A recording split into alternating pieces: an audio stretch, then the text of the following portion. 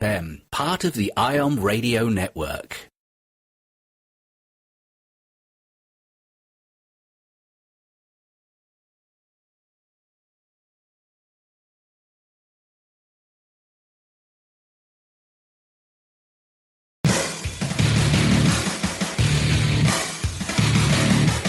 Hey everybody, welcome to Matt Connarton Unleashed. We're live. It is Thursday, April 21st, 2016. A little bit after 11 p.m. in the Eastern Time Zone. We're on IPM Nation 2, where you can hear us 5 nights a week at 11 p.m. Eastern. IPM Nation 2, of course, one of our 2 live channels on the IPM Nation live station. And, of course, Tuesdays and Thursday nights, we have the honor and privilege of also being on OTR FM, the premium channel on the OMTimes radio network. So that's a pretty big deal. So always very grateful for that opportunity as well. As I like to remind everyone, we were the first program to ever be carried on the new OTR FM. So,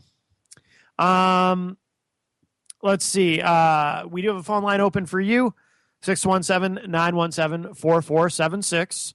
You can call or text. And, of course, we have the chat room at ipmnation.com/live2. Yeah, you know all the ways you can get in touch with us. Today's kind of a bummer. Of course, we lost a musical icon today, Prince. And this is, for me personally, I mean, this is a lot tougher than, Bowie was a shock, and I was a David Bowie fan in the way that I think a lot of us were. I didn't personally own all of Bowie's CDs or anything, but I was certainly a fan and certainly an admirer and respected him as an artist. And, losing Lemmy from Motorhead, that was a bummer. But although that one was not a big surprise. There had been rumors about his health and whatnot. And then let's see, and then Glenn Frey. That one was a shock to me. Glenn Frey of the Eagles, of course, passing recently, because I had no idea that he was ill. Although, unlike with Bowie did a great job of keeping it a secret from the public that he was struggling, and that he had cancer, and apparently it had multiple heart attacks and whatnot. But Glenn Frey, apparently that was not a secret. It was known that he had been ill, but I had no idea. I had completely missed all that, so that was a shock. But today, losing Prince, for one thing, I mean, Prince was only 57. And as far as anyone knew, as far as I know, perfectly healthy. He always looked very healthy.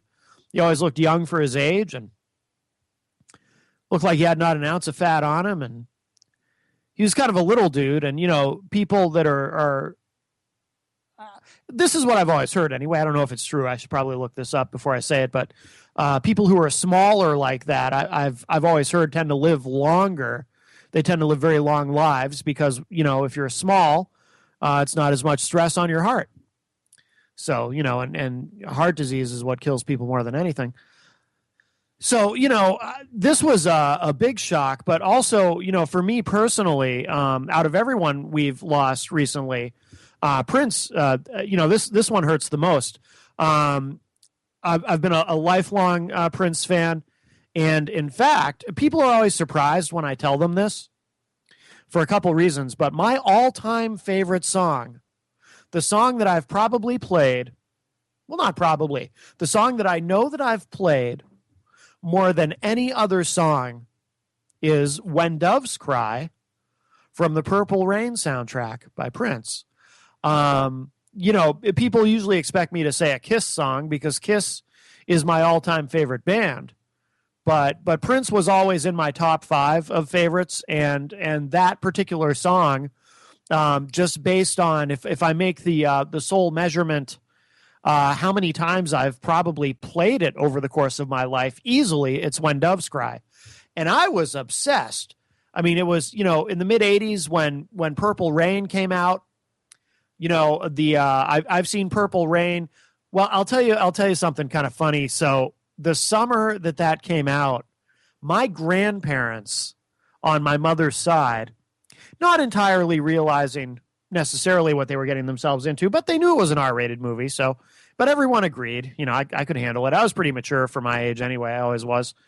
But I used to go and spend the summers out in Chicago, in the Chicago area with my mom, because when my parents divorced, she eventually moved back to the Midwest. So the deal was, I would be with my dad for most of the year, but during summer vacation, I would go out and spend the summer in Chicago, and with my mother. And so I would also get to see my grandparents on my mother's side.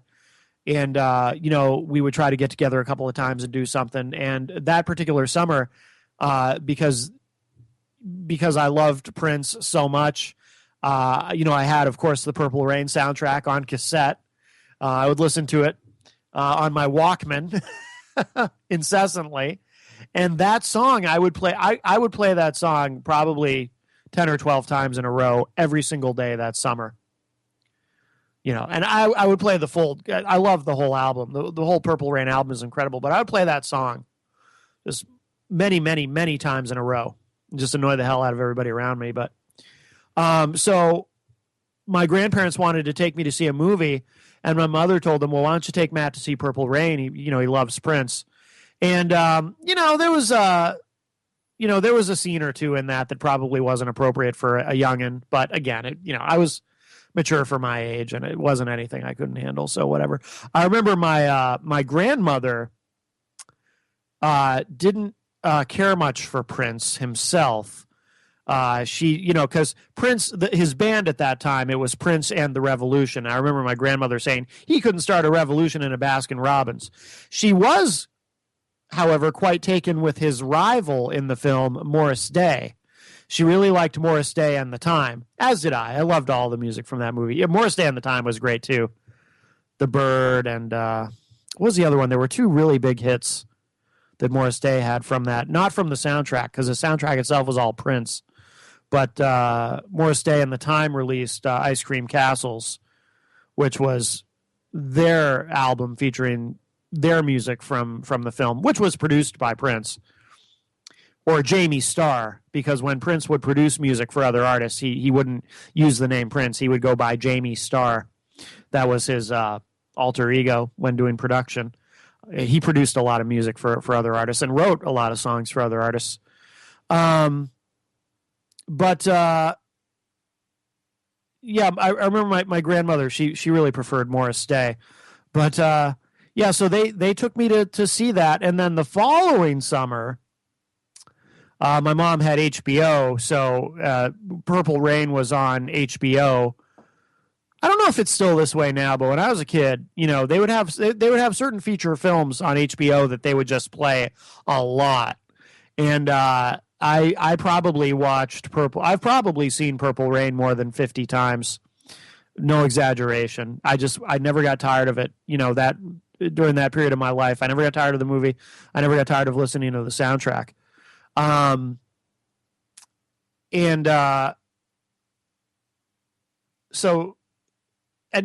continued to be a fan. I mean, that was probably his peak for me in terms of my fandom, and for a lot of people, actually. That was Prince had an enormously successful career, not just creatively, but commercially, obviously. But I think that was probably the height of his commercial success, but he was always very successful. A lot of great stuff after that. Too, and then he had his epic battles with Warner Brothers, and where because he was in that contract dispute with them, he changed his name to that unpronounceable symbol for a while, and then eventually changed his name back to Prince. But yeah, so this one is really a bummer. I know a lot of people are really bummed out. This is really, I have kind of an odd memory of this too. So, the night that Stephen James Blake passed away, and most of you won't know who that is, but Stephen James Blake, or Steve Blake, but we called him Stephen James Blake on the show. He hosted the very first strictly political talk show on IPM Nation, and he was like an older brother to me, and I'd known him since high school, and he had passed away. He had a lot of health issues. He was severely overweight, and a lot had gone wrong. But it was weird. The night that he died, I didn't know until the next day that he had passed away. But that night, I remember listening to, for some reason, I don't know what drew me to it, but the song One of Us?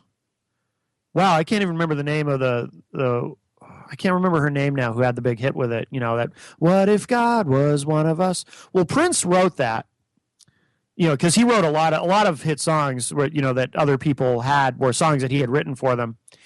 And there is a live version, I'm sure you can find it on YouTube, of Prince doing that song himself, his own version of it. It was recorded at a New Year's Eve show, probably 15 years ago. And it is epic.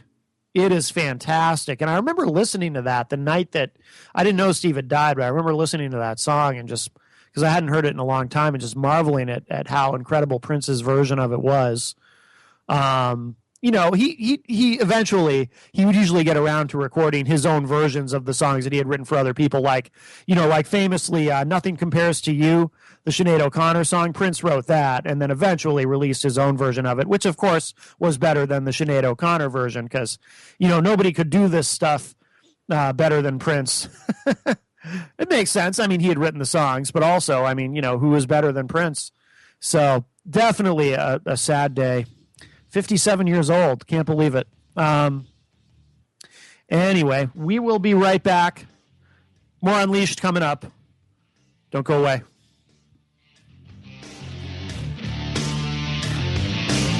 The Real Conscious Connection. OMTimes Radio. IOM FM. Being a radio host on IOM FM allows you to build your show on a rich platform with the power of the internet to fulfill your outreach goals and connect with a very specialized and global online audience, unlimited by time and distance. OMTimes Radio will provide you with web relevance, a recognizable conscious brand, and with the standard of excellence that has accompanied every single OMTimes endeavor. Host your show with OMTimes Radio Network.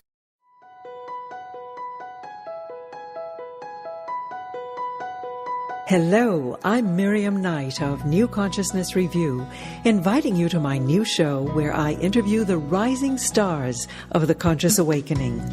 We'll explore the many faces of consciousness and action and intriguing perspectives on life, the universe, and everything in between. Join us each Wednesday at 2 p.m. Eastern on the Rising Stars Show. Circle of Hearts Radio is a sanctuary on the airwaves. Join me, Grandmother Alaya, in the circle on Sunday, 2 p.m. Eastern as I share information to both enlighten and nourish your soul.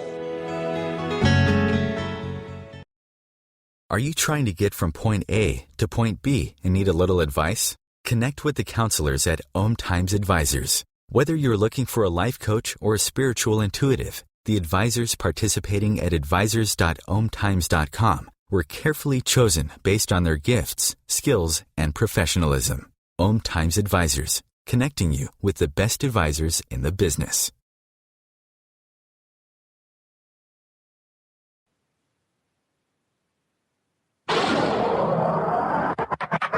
IPMNation.com.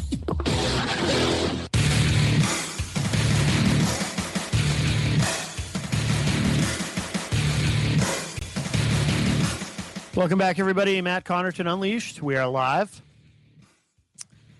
from the Uptown Auto Repair Studio in Manchester, New Hampshire. Of course, we are powered by Ambit Energy. If you want to learn more how to save on your energy bills, go to ipmnation.ambitrabbit.com. And we are proudly sponsored by the Mortgage Specialists. Like I always say, there's probably no bigger purchase that you'll ever make in your life than a home. So, you don't have to go it alone. Go to themortgagespecialists.com. Find out how they can help you with that. And let's see. So in happier news, because we've been been talking about Prince passing away today at the age of 57. Happier news, there is a brand new bad lip reading. I love the political bad lip reading with this one's with Bernie Sanders and Hillary Clinton. If you don't know what I'm talking about, and I realize some of you won't, you owe it to yourself after the show. Go to YouTube and look up bad lip reading. They are absolutely hilarious and very, very clever. So that's something good today. Also, something else exciting. A mystery has been solved, it looks like. One of my favorite websites, of course, is rightwingwatch.org. I get so much helpful and useful information and insight from that website. And something that a lot of people have been fascinated by for many years is Stonehenge. How did Stonehenge come to be?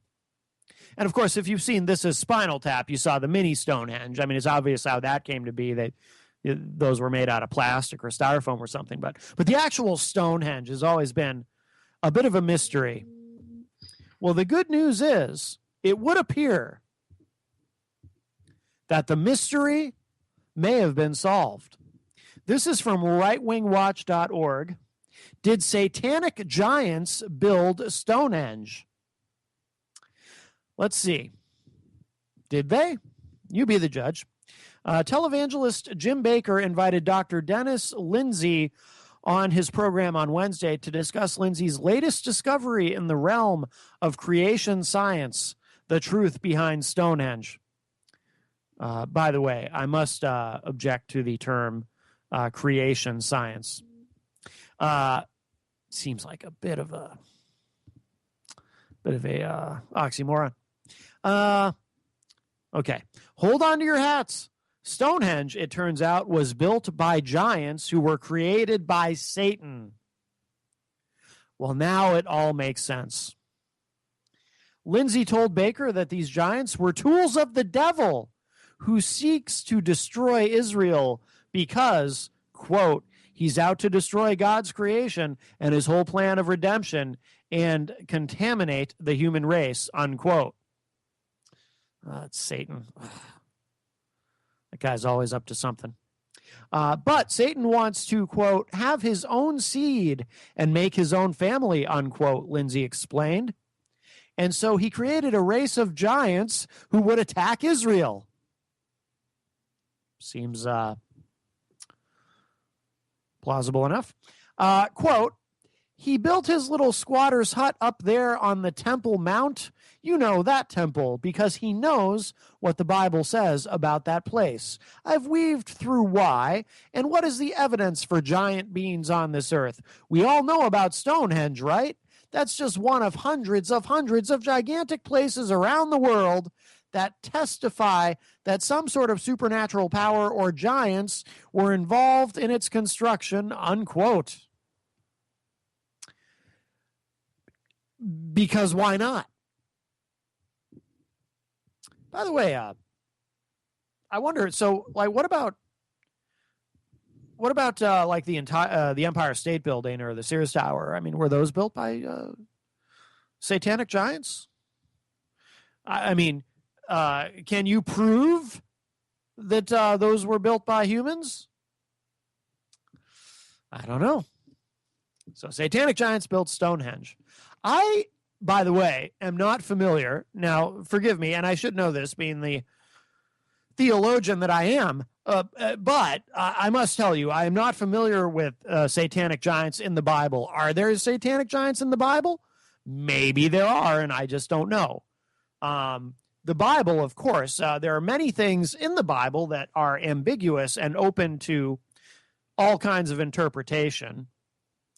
Except the thing about, the thing in Leviticus about the gays. There's no room for interpretation there. That one thing we must not interpret. That is clearly a condemnation of homosexuality. But everything else, there is room for interpretation. So maybe, I don't know. What about Gulliver the giant from Gulliver's Travels? Is he in the Bible?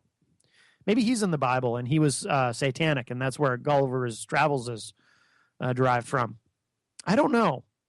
I'm just speculating here. I was not around. I wasn't there when Stonehenge was built, so I can't prove that they weren't satanic giants. So, and I don't want to go to hell, so I should probably just assume that it's true, that there were satanic giants, and we must rebuke them. I rebuke the satanic giants. What about the Jolly Green Giant from, what is he from? Ho, ho, ho, Green Giant. Is he satanic? If you say that ho ho ho Green Giant, do you run the risk of conjuring Satan? If you say it 3 times or something? I mean, he seems like a nice fellow, the Green Giant, but isn't there what about that Gentle Giant moving company? I bet the only reason they're able to handle your furniture so carefully is because they sold their souls to Satan for that ability to be able to do so. So I don't know. In other news, the plot thickens as in terms of what's going to happen at the Republican convention this year. That's quite the story unto itself. There is an article up on Politico about all the fighting, the infighting going on at the RNC. Let's take a look at this. It says here, RNC leaders. Oh, sorry. I'm trying to scroll down. I'm still getting used to this new computer. It's a PC. I'm very used to a Mac, but I'm looking at this article on a PC, and I'm like, it's really not that different. Yet for some reason, I'm having issues. It says here, RNC leaders reject bid to rewrite convention rules. Tempers flare over a proposal to transfer more power to the convention's delegates. It says here, the Republican National Committee on Thursday voted down a controversial proposal that would have recommended dramatic rule changes for this summer's convention. The proposal, which was sponsored by Solomon Yu, an RNC committeeman from Oregon. Hey, that's sexist. It should be committee person. Damn it. See, that's part of the war on women right there. I wonder if there's any female giants. I don't know. I've never seen female giants, only male giants. Why is that? An RNC committee person from Oregon, there, I'm helping you out. You're welcome, GOP, was intended to further empower the convention's delegates, injecting the convention, you argued, not you as in you, the listener, but you, that's his name, Y-U-E, with a degree of transparency at a time of unprecedented scrutiny of the party's internal procedures. The vote bitterly divided the party, pitting a small group eager to advance the proposal against RNC Chairman Reince Priebus and his allies, who warned that implementing the change would further inflame Donald Trump, who has accused the committee of overseeing a rigged process that's stacked against him. I didn't realize Trump was inflamed. That would explain his, well, he's kind of orange. But after Priebus last week came out against it, Bruce Ash, an Arizona RNC member and the chairman of the Rules Committee tasked with overseeing the hearing on Yu's measure, wrote a letter to fellow committee members in which he accused Priebus of a breach of trust. Yeah, there's more to this, but it doesn't matter. If you want to read it, it is up on Politico. But basically,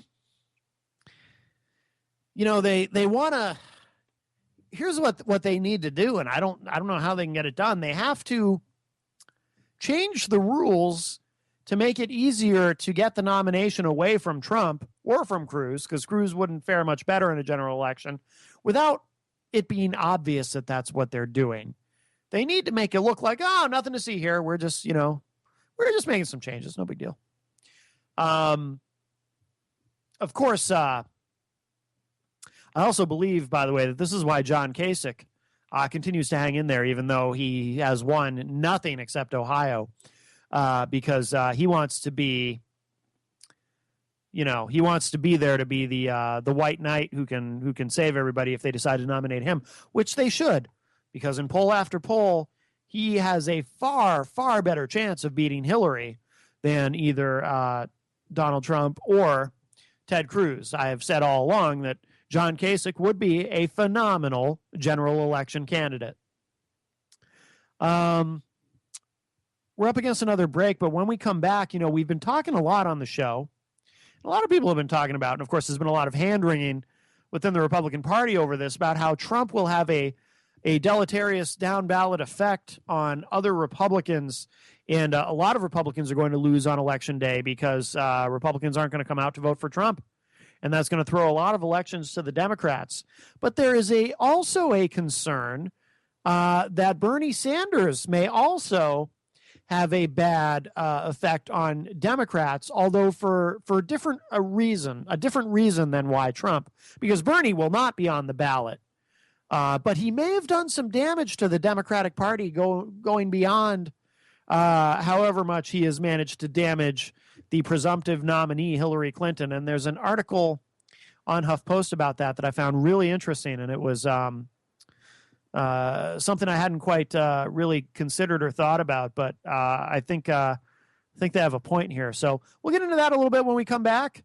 Again, you can call us at 617-917-4476. Call or text at that number to join the conversation. So we are only halfway done. You can also tweet me at Matt Connarton. You can post on the Matt Connarton Unleashed Facebook page. You can opine in the chat room at IPMNation.com/live2. And we'll be right back. We're live on IPM Nation 2 and OTR FM, the premium channel on the OMTimes radio network. Back in 2 minutes.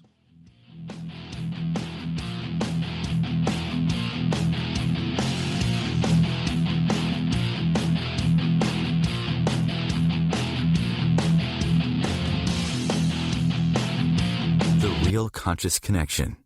OMTimes Radio. IOM FM. Being a radio host on IOM FM allows you to build your show on a rich platform with the power of the internet to fulfill your outreach goals and connect with a very specialized and global online audience, unlimited by time and distance. OMTimes Radio will provide you with web relevance, a recognizable conscious brand, and with the standard of excellence that has accompanied every single OMTimes endeavor. Host your show with OMTimes Radio Network. Do you want to be a better communicator? Do you want to better connect with the important people in your life? Do you want to enrich your relationships? If so, join me, Matthew Cooper, on the Positive Control System Show every Wednesday evening at 11 o'clock p.m. Eastern Standard Time on OMTimes Radio. I'll meet you there. Do you have time to read that inspiring book or that blog post you've been meaning to get to? In your busy world, how do you improve yourself and keep your life going?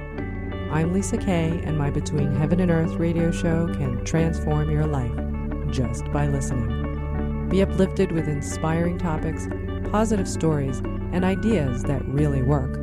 Between Heaven and Earth radio is conscious living for your soul, every Wednesday at 4 p.m. Eastern Time.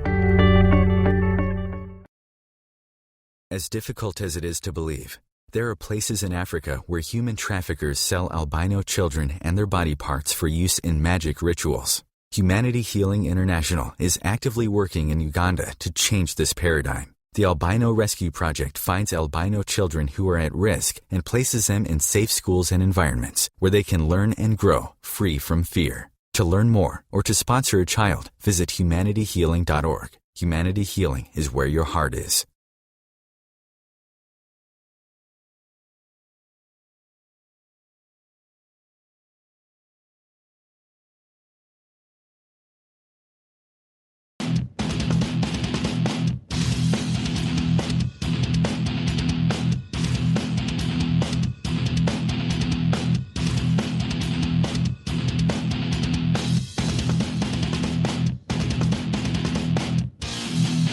Welcome back, everybody. Matt Connarton Unleashed. We're live.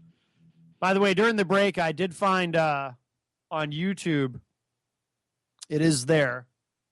Because Prince stuff is actually hard to find on YouTube.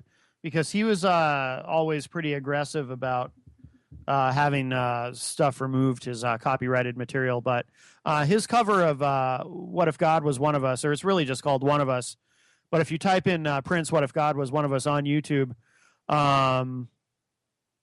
you can find it. And I'll share it out on Facebook later. But if you even if you didn't like that song, and to be honest with you, Joan Osborne, that's who did it originally. I never liked that song until I heard Prince's version, to be completely honest. His version is absolutely epic. It's ridiculously good, so you got to hear it. But I'll share it out if you don't want to find it yourself.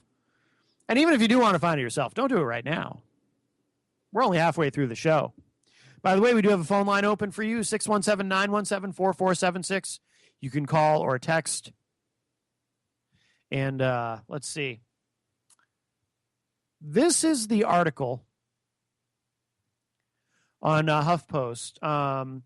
It's Democrats fear Bernie Sanders is turning voters against them.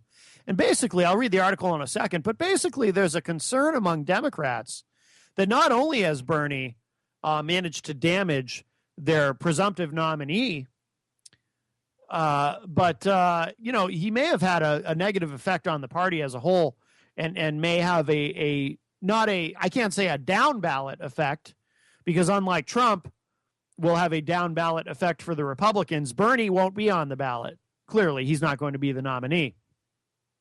But he may have an effect, a negative one for the Democrats regardless. This is what it says. And again, I hadn't thought about it this way, so this was interesting to me. Again, this is from HuffPost. State Democratic parties are ticked off that Bernie Sanders is characterizing fundraising arrangements they have with Hillary Clinton's campaign as corrupt.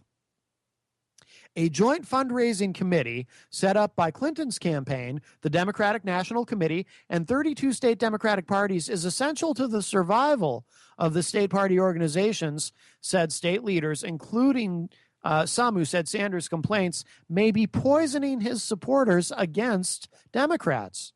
Sanders' campaign on Monday sent an open letter to the Democratic National Committee, quote, to convey some extremely serious concerns, unquote, about the joint fundraising committee. The letter alleged the committee may have committed, quote, serious apparent violations, unquote, of campaign finance laws by over-reimbursing the Clinton campaign.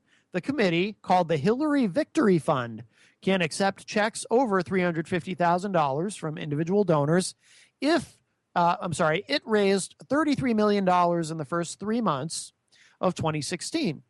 Campaign finance experts have largely dismissed Sanders' allegations, calling them sour grapes and, quote, less about legality and more about feeding into the Sanders campaign theme that Hillary Clinton is corrupt in her campaign finance dealings, unquote. One expert told Think Progress that the fundraising committee appears permissible but offensive. The Sanders campaign told the Washington Post it directed its letter to the DNC rather than the Federal Election Commission, which would ostensibly investigate such claims as a first step. Democratic organizations in Ohio and Virginia quickly weighed in on the spat, emphasizing that their fundraising agreements with the DNC and Clinton's campaign provide vital financial support, since their activities don't tend to generate small donor enthusiasm like Sanders' campaign. Raymond Buckley, chair of New Hampshire's Democratic Party, his name comes up in a lot of conversations I have with people around here, posted on Facebook that the joint fundraising committee, quote, should not be used as a political football, unquote. State parties and joint fundraising agreements like the one Clinton's campaign has with the DNC help them because the mega donors Clinton's campaign can draw are, as Buckley put it, quote, out of reach of the average state party, unquote. Ray Palacio, chair of the Colorado Democratic Party, told HuffPost, quote, based upon past interviews with this new situation, I've become skeptical of Senator Sanders' willingness to invest in building the infrastructure that is needed to win down-ballot races, unquote. Now, see, that's an interesting, let me stop there for a minute. That's an interesting perspective. So in other words, he's saying, because like I was saying, Sanders, unlike Trump, won't have a negative down ballot effect because he's not going to be on the ballot. But this guy is pointing out that if Sanders, let's say hypothetically, Sanders were on the ballot as the Democratic nominee, what is he going to do?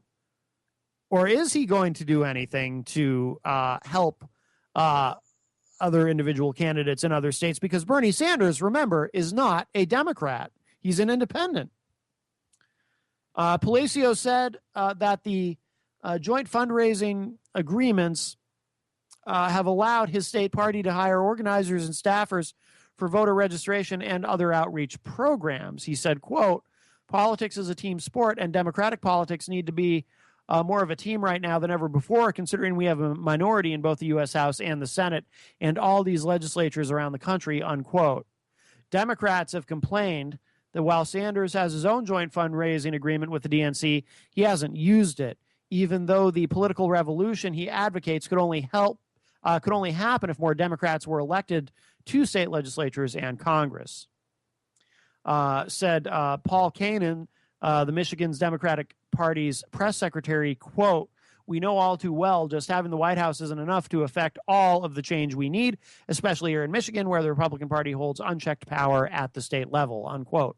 Some state party officials told HuffPost they fear Sanders supporters won't be interested in voting for now, see, this is interesting. They won't be interested in voting for down-ballot Democratic candidates in November if he tarnishes their reputations. See, again, I hadn't thought of it from this perspective, but I think they I think they have a legitimate concern there. Let's see. Quote, the Victory Fund arrangement is all standard procedure for modern campaigns. Bernie could and should be doing this too if he wants to lead Democrats to victory this year, unquote, a spokesman for a battleground state Democratic Party told HuffPost. He asked for anonymity to speak frankly about Sanders' allegations against Clinton's campaign and the DNC. Quote, the tone of these attacks is troubling for us long term because he's using his bully pulpit to turn his supporters against the Democratic Party, unquote. Both presidential campaigns have tried to capitalize on the scuffle. The Sanders campaign made a fundraising appeal off its letter to the DNC 26 minutes after making the accusations. Clinton's campaign fired back with two separate fundraising emails calling the claims irresponsible and poisonous and completely false. Clinton's campaign, which frequently highlights the work of state and local Democrats, suggested the dispute over how the funds for the committee are distributed reflects Sanders' lack of interest in being the leader of the party. Sanders has said he decided to run as a Democrat to receive media coverage. He did send fundraising emails for 3 Democratic congressional candidates he has endorsed last week. Let's see if there's any more to this. Yes, there is. Clinton campaign manager Bobby Mook said in a statement, quote, instead of trying to convince the next generation of progressives that the Democratic Party is corrupt, Senator Sanders should stick to the issues and think about what he can do to help the party he is seeking to lead, unquote. Well, and that's the article. And again, what's interesting about that is it's kind of interesting to wonder, what if Clinton were the Democratic nominee? What if, or Sanders, did I say Clinton? Sanders. What if Sanders were the Democratic nominee? And what if he won the presidency? Would he be interested in leading the Democratic Party? I mean, he would have won as the Democratic nominee, but again, he's not a Democrat. Now, I don't know that it would be any different than Obama in a sense, because, you know, the thing about Obama, one of the criticisms of him from the left has been, you know, and it's interesting, obviously the right criticizes him for absolutely everything because that's the nature of politics. You know, your opponents will, you know, try to pick on whatever they can find out about you and find about you to pick on, and you'll do the same in the inverse. That's how partisan politics works. But one thing that his own party has been critical of him for, that the right has never seized on, interestingly enough, is his apparent lack of interest in leading his own party, and he is a Democrat. Obama really has a very limited relationship with Congress, even with the leadership in Congress in his own party. He doesn't seem to, and it's weird because he was a senator. One of the theories about why he picked Joe Biden to be his VP is because Biden does have a great relationship with Congress and could kind of fill that void and fill that role. Even Republicans, while obviously they disagree with Biden politically, even a lot of Republicans have said very positive things about him personally. Joe Biden is very well liked. But Obama seems to kind of keep them at arm's length. It's like he doesn't seem to enjoy. Actually, well, in the macro, it often looks like he doesn't even particularly enjoy being president. But he doesn't seem to enjoy the process of politics. And he has, even amongst his own party, he has a very strained and tenuous kind of arm's length relationship with Congress. And that's something that the left criticizes him for because, a lot of, he's kind of in the same situation that Clinton was in to some degree where, liberals don't think he's liberal enough and moderates don't think he's moderate enough. They think he's too liberal. But one of the things that liberals / progressives have been upset with him about is they would have liked, for example, with Obamacare, they would have liked Obamacare to have gone even further. They would like, go for all out single payer, go for a public option, this and that. And they feel like he sold them out by kind of backing down on some of that because again, it's kind of remarkable, good or bad. And I say bad because I opposed Obamacare. But kind of remarkable that he's really been able to get anything done legislatively because again, he doesn't have a relationship with these people. Anyway, we got one more segment to go. We'll be back with more Matt Connarton Unleashed. Don't go away. Back in 2 minutes.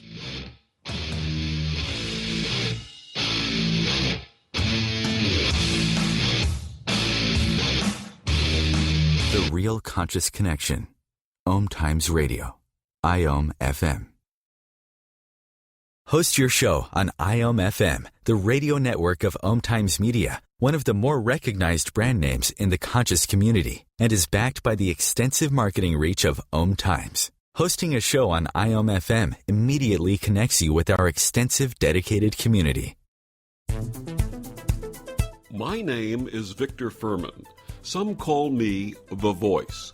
I've always been fascinated with human nature, spirituality, science, and the crossroads at which they meet.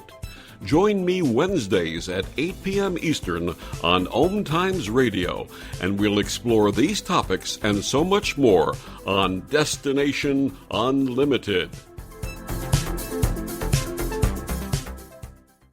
The name is Bond. James Bond. No, the name is Joe, The Joe Show. And we are returning back for our 9th season here on OMTimes Radio.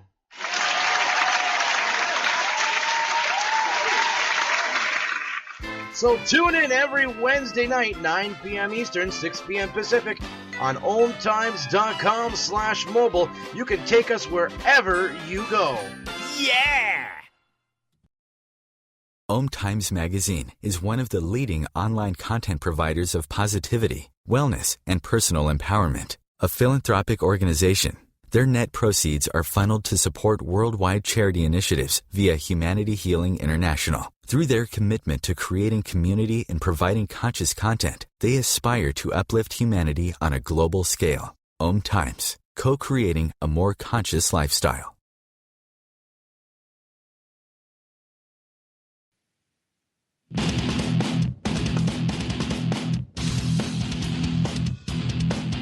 Welcome back, everybody. Matt Connarton Unleashed as we cruise into our final segment tonight. And we're going to do something kind of special to wrap up the show.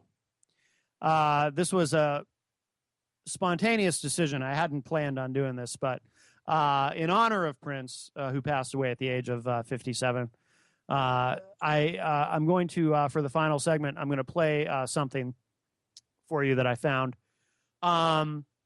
Prince was one of those people who, obviously, as a performer, he was very extroverted and loved being on stage and performing, and he understood the gift that he had and whatnot. But he didn't do a lot of interviews because off stage, away from the stage, he was known for being notoriously shy and soft-spoken and very, very quiet, a very quiet man. But he did make occasional exceptions.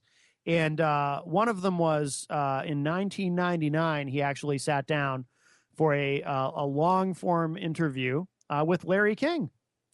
And I remember watching that. I remember going out of my way to see it in 1999. I knew he was going to be on when Larry King, of course, in those days was on CNN 5 nights a week, The Larry King Show.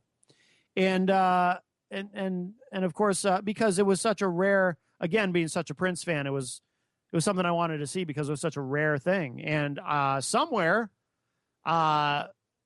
presumably in my storage unit, is a VHS tape of that evening. But what I'm going to do to finish up the show, I think tonight, is I'm going to play a portion of that interview for you. So again, this is Prince. We're not picking it up from the beginning, partway through. I'm just gonna, because we don't have a lot of time, so I picked a segment of it to play. But this is Prince on the Larry King Show in 1999.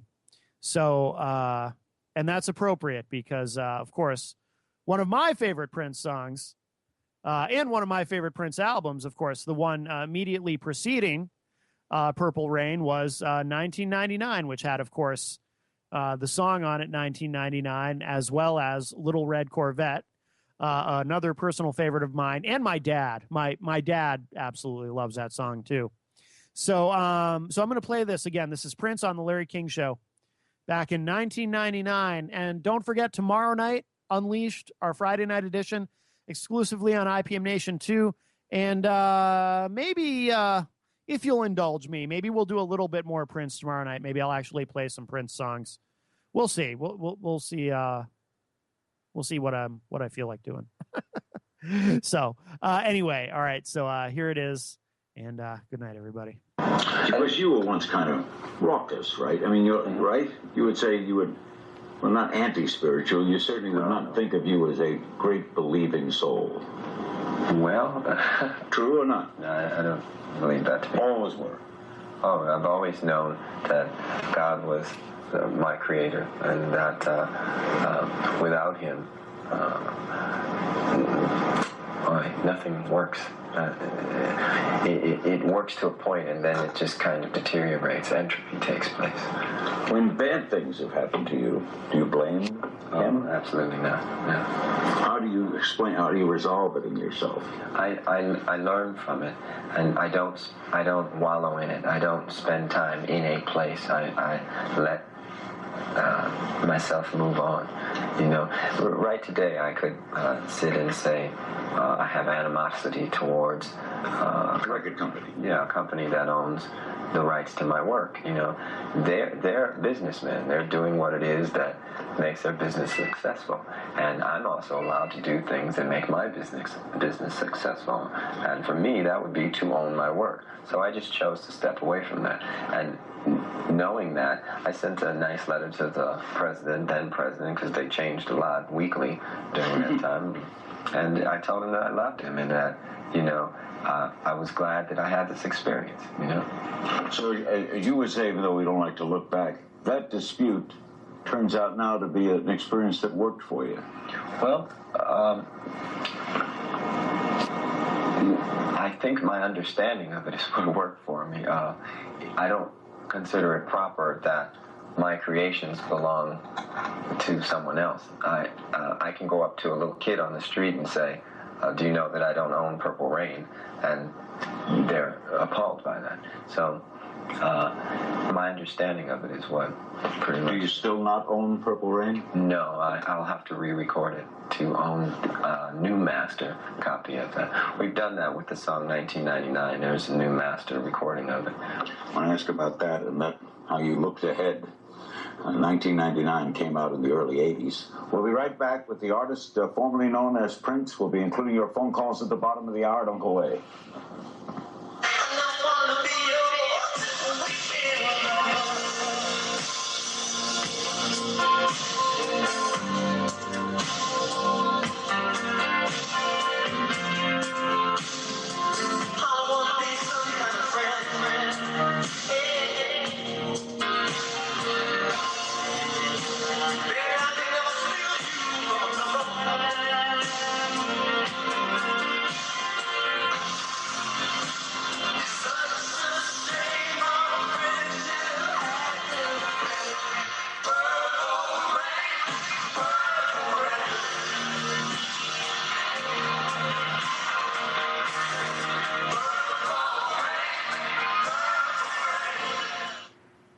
Years, and you say that's the last time you're ever going to play 1999, right? Yes, sir.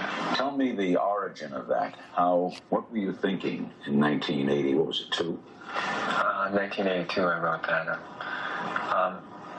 We were sitting around watching a special about 1999, and a lot of people were talking about the year and speculating on what was going to happen. And I just found it real ironic how everyone that was around me, whom I thought to be very optimistic people, were dreading those days. And I always knew I'd be cool. I never felt like this was going to be a rough time for me. I knew that there were going to be rough times for the Earth because this system is based in entropy, and it's pretty much headed in a certain direction. So I just wanted to write something that gave hope. And what I find is people listen to it, and no matter where we are in the world, I always get the same type of response from it. Dick Clark just rated it one of the 10 great songs of the millennium. Oh, great records of the millennium. Did you have any idea it would be as one prophetic as it was and as successful as it was? Not to sound arrogant, but there was a point during rehearsal, we were working on it, and the song was going to be sung in a 3-part harmony like Sly and the Family Stone song. And we all got together and we started singing it, and it wasn't really working. So what I did is I said, all right, you sing your harmony for the first part, then you sing your harmony for the second part, and I'll sing my harmony for the third. And it broke when that breakup happened like that, and everybody got their parts separated. Then I knew we had something real special. Are you surprised at how long it has been around? Mm-hmm. Well, I've been around a while, so. But I mean, now 1999 is here. Were you right? Well, when you listen to the music, there are a lot of people running around kind of Y2K in it, and we just kind of chilling and studying. Are you worried about Y2K? No, sir. And not at all? No. Some computer's going to go wrong. You'll fly. Yeah, I don't worry about too much anyway. You don't? Did you ever? When you had disputes, arguments with record companies, taking a stand, were you a worrier? No, I think once I started writing Slave on my face, I pretty much knew the outcome. I mean, you have to understand that that word on one's face pretty much changes the dynamic of any meeting that you're in when they see it. Yeah, how did people react to you when they did see it? Well, the record company didn't really say too much. They just kind of...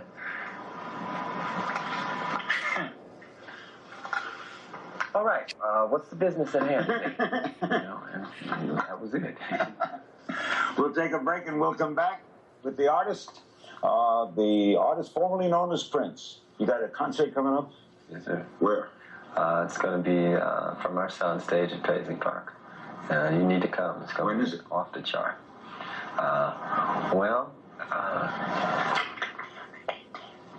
Why do we have to? Why we can't announce when it is? Because it's going to air on. Oh, it's going to air. I see. But we heard secret. you. I feel like I'm doing the old game show. We'll be right back with the artist formerly known as Prince. Don't forget the concert. It's on. Don't go away. Family Stone. We're trying to get Sly out of his crib so he can come down. Who else? Mavis Staples. She can do a couple numbers. The great Larry Graham's going to join us at the end of the show. He's maybe the great bass player in the world. Certainly one of the best. Well, if you ask me, that's it. Right. Legends live. Yeah. You are now, what, 42 years old? So they tell me. I don't feel 42? No, I don't count birthdays. You don't celebrate them either? No. No happy birthday? Oh. Right, okay. Let's take a call. St. Louis for the artist formerly known as Prince. Hello. Hi, how are you? Hi. Good. I've been a friend since '78. My favorite cut on the Rave album is So Far So Pleased, and I wanted to know what inspired you to add this to Rave, because it seems like it's really different from the rest of the cuts. So I just want to know. I think my my love of rock music and living in Minneapolis, I'm always going to have my guitar in the mix somewhere, and the chance that I got to work with Gwen Stefani, I wanted something that she sounded really cool on, so put that on there. Has a lot of music affected you? Do you like jazz music? Oh, yes, sir. Miles Davis, I learned a lot from. I learned a lot about space from Miles. Space is a sound, too, and it can be used very inventively. He was also technically a great player, was he not? Yes, so they say, yeah. The Purple Rain concept, autobiographical? Semi. Yeah, Albert Magnoli wrote that, the script for that.